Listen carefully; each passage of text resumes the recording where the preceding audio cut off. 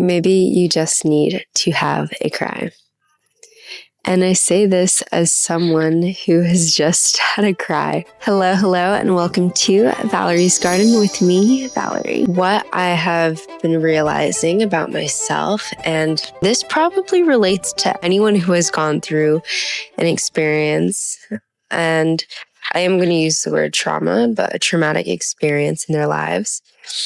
Anyone who has gone through a traumatic experience can probably resonate with what I'm going to share. When you go through these experiences in life where you are constantly living in survival mode, the experiences that you've had, they deeply impact your mindset, your way of being, your perception of the world, your perception of connections, your lens on relationships. Did you know, too, that trauma is stored in the fascia and in the muscles? Your whole body is impacted. Your mind is impacted. You experience life differently when you've gone through this. If you're not aware of it, it can take the reins of your life. Like, it can be the guiding thing. Well, first, I want to start with this. I am so strong. I know I'm strong. I'm brave. I know that I always like to be okay. I like to make sure that I'm good. But what I'm realizing now is that even the strongest person in the world, if they have gone through an experience that has impacted them in this way, it doesn't make them any less strong to have to come back from that experience. It doesn't make them any less strong to break down and cry and to release what needs to be released so that they can move forward and feel and experience peace. It's funny because before I had really truly gone through something myself, you can sympathize with people, and I definitely sympathize with people who were going through hard things, but unless it's you and you've had it and you've gone through it, it's just a deeper resonating. And for me, it makes me want to solve the puzzle.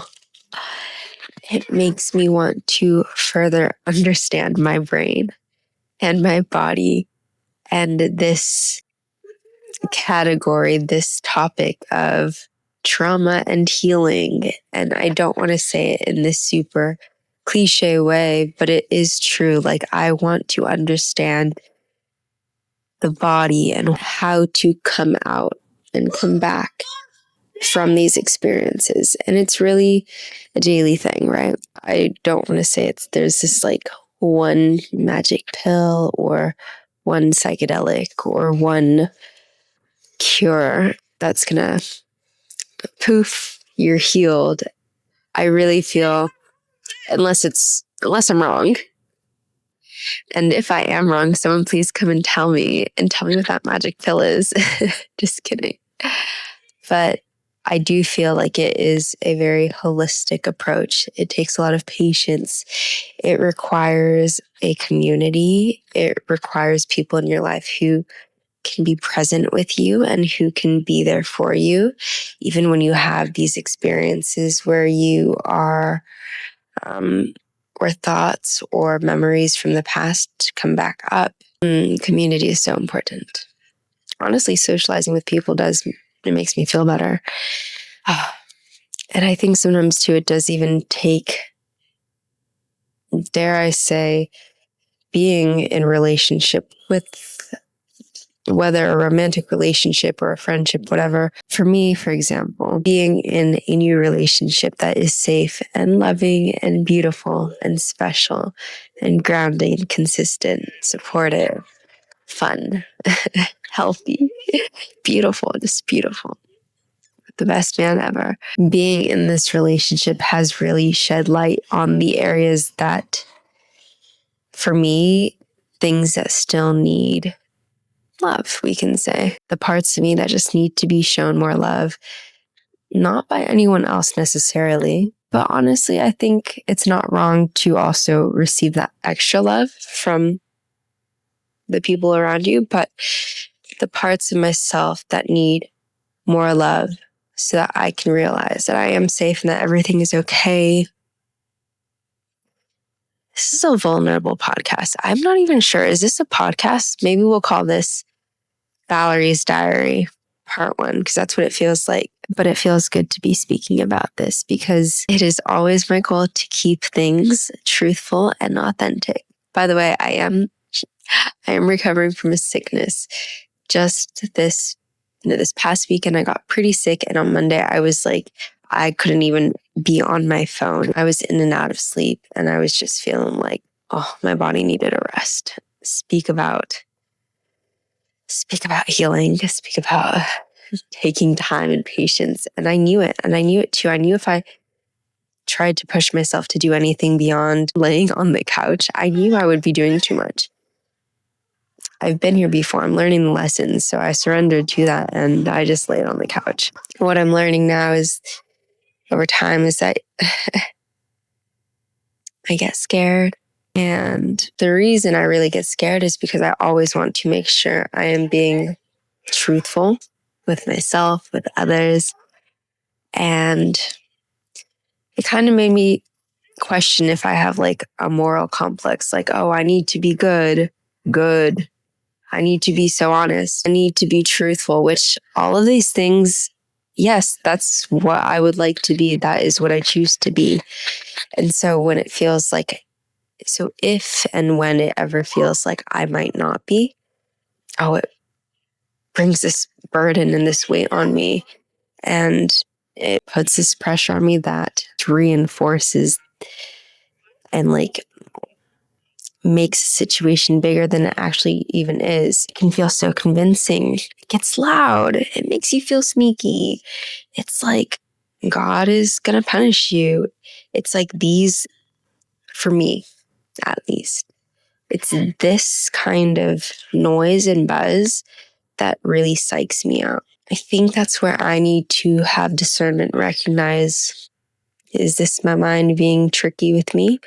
Or is this truth? When it comes in these ways and there is no proof to back it up, not one speck of proof to confirm that these thoughts are true, that's when I need to know that it's the fear speaking and the patterns and the conditioning from the past. It's interesting being in this position. It's interesting being in this position because I feel like part of the work that I would like to bring into the world, part of the work that I feel I'm meant to do and bring into this world is guiding people closer to themselves and to their truth and to who they are and to feel good in their lives and to feel authentic and to be honest and to, I want to encourage people to live a beautiful, fulfilling life. And I feel like that is my light. I really do. But sometimes when these icky moments come, it really feels like you're being fraud, you're being fake. And I know I'm not, but it's interesting because it's like, if this is the work that I want to do, my experience right now, it's not uncommon. I'm not the first person to go through something hard. And if I'm going to even be more real, like about things, I think I know people have gone through worse. And that's not to compare or to say anyone's experience is better or worse or lesser or greater than, but I think I think there are harder things to have gone through, but it doesn't mean it, we're all different. We get impacted differently, and you don't need to go to the pits of hell to learn some of the lessons that you can learn from just having whatever experience that you were given to learn this lesson from, if that makes sense. And so because it's not uncommon for people to have these experiences, it is probably more common for people to have gone through something. Someone can't guide a person through the waters they haven't already swam through, we can say. If my life were so perfect and sunshine and rainbows, and it's how it always was, it's like, how am I ever going to be able to truly share tools with someone who had it different and who experienced life differently? I think my point is coming across, and I could be wrong. I'm always open to being wrong. What we're learning in life is that the more we know, the less we know. I'm open to being wrong. And so it's like, okay, if I don't need to go through these hard things and I can still be encouraging, uplifting, and share tools and stuff, well, maybe that's the case too. But it does Maybe that is the case, actually, now that I speak it. But it's true, and it feels true, that if you have gone through a similar experience, you are able to really connect and be present and have a better and deeper understanding of what another person is going through.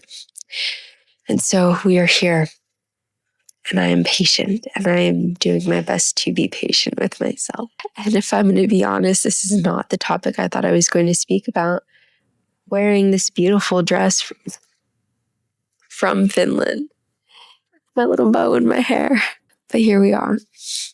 And I already feel better. But I feel better too because I allowed myself to cry and release this energy that belongs to the past. Release this energy that my body was carrying on to, that I no longer need to hold on to. I don't need to live in a survival mode. I'm so blessed that right now in my life, I am in a position where I have everyone in my family, my beautiful family. I have my beautiful, incredible, I was going to say husband, boyfriend. I have my incredible, amazing boyfriend. I have my twin sister. I have my brother. I have Wilbur around, my parents, my friends, my running community, friends online, people who check in on me who I haven't connected with in so long. I have my health. I have interest. I have passions. I get to do beautiful work. It's really beautiful to remember those things. It's beautiful to be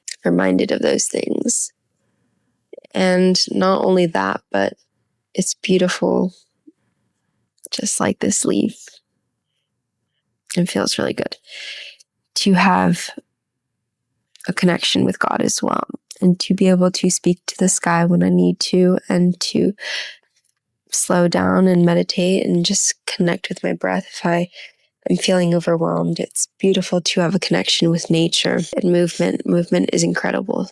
I take it day by day, one step at a time, one breath at a time, just like I say with Labyrinth, and for trail running, and for doing challenging things and things where you're not sure what the next step is, but you know the direction to go is forward.